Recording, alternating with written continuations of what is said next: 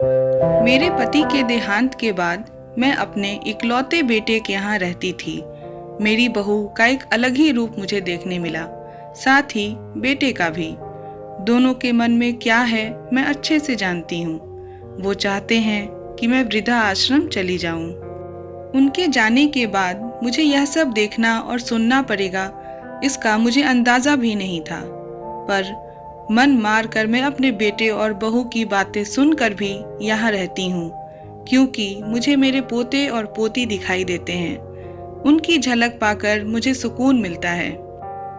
मेरी बहू को कोई दिक्कत नहीं हो, इसलिए मैं घर के बाहर रहती हूँ। बेटे ने थोड़ी मेहरबानी की है तो ऊपर टीन की चादर लगवा दी है। समय समय पर थोड़ा राशन दे देता है तो मैं अपना बनाकर खा लेती हूँ। मैंने अपने बेटे को कह दिया है कि मेरी वजह से उन दोनों को कोई प्रॉब्लम नहीं होगी। बस मुझे यही रहने दे, इसी घर में मुझे मर जाने दे।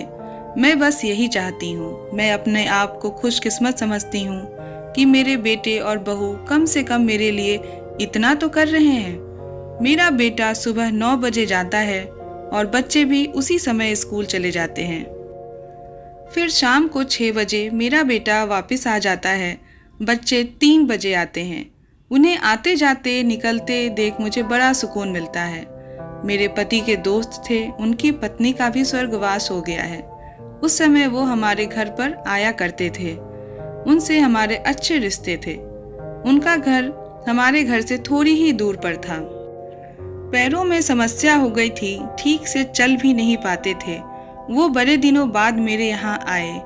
मुझे उन्हें देखकर अच्छा लगा। उनका हाल भी मेरी तरह ही था। बच्चे अब उनसे भी परेशान थे। आकर मेरे पास अपना दुखड़ा रोते और उन दिनों को याद करते। बुढ़ापा हम जैसों को बहुत रुलाती है। उनकी पत्नी का स्वर्गवास हो गया था और उन्हें चलने उठने में समस्या भी थी, इसलिए वो अपना खाना भी नहीं बना पाते थे। मेरे पास आए तो मैं समझ गई कि यह इतनी मुसीबत में चलकर पुराने दोस्तों के यहाँ चाय और खाने की चाह में ही जाते होंगे। उनकी भी अपनी मजबूरी थी। वो आए तो मैंने उनके लिए खाना बनाया और उन्हें खिलाया। मना कर रहे थे नहीं खाना, लेकिन मुझे पता था कि उनको भूख लगी होगी। मेरी बहू ने मुझे और उन्हें खाना खाते देख लिया तो कुछ भी ना बोली। ऐसे ही वो यहाँ 2-3 बार आए। जब भी वो आते मैं उन्हें खाना खिलाती। फिर उनके जाने के बाद जब मेरा बेटा आया तो बहू कहती है कि तुम्हारी माँ कितनी बेशर्म है, पता नहीं किस किस को आजकल बुलाकर खाना खिला रही हैं। बड़ी मुश्किल से कमाया जाता है और यह लुटाने में लगी हैं। इनका राशन बंद कर दो और कुछ दिन भूखा ही रहेंगी तो अकल ठिकाने आएगी। मैंने कहा कि मैं अपने हिस्से का उन्हें खिलाती हूँ, तुम्हारे पिता के पुराने मित्र हैं। फिर भी बहू का उल्टा सीधा बोलना शुरू हो गया। घर के बाहर रहकर उनको आज़ादी मिल गई है, पता नहीं क्या क्या करती हैं। बेटा भी बोला कि कुछ दिन भूखा ही रहने दो इन्हें। मुझे मेरे बेटे ने घर के पीछे सीढ़ी के पास ले जाकर बिठा दिया। कहा कि अब यहीं बैठो। मेरे तो अब आंसू भी सूख गए थे। अगले दिन मुझे खाना नहीं मिला।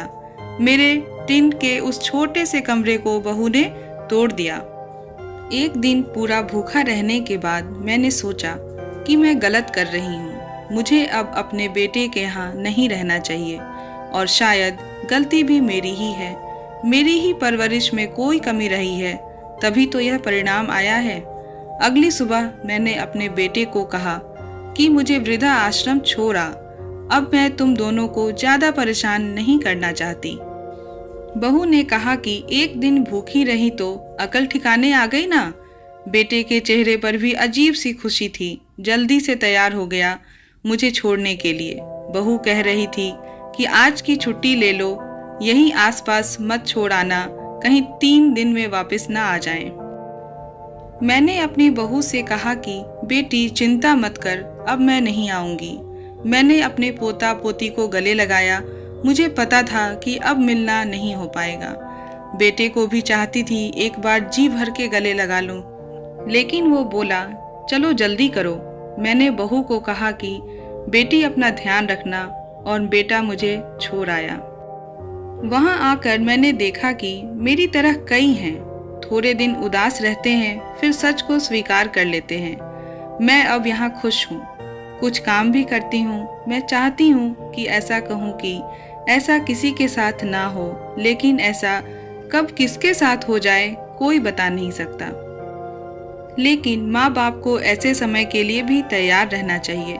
बस बच्चों को पालकर बड़ा कर दो, उनसे कुछ उम्मीद मत रखो। कहानी अच्छी लगी हो तो चैनल को लाइक, शेयर और सब्सक्राइब करें। धन्यवाद।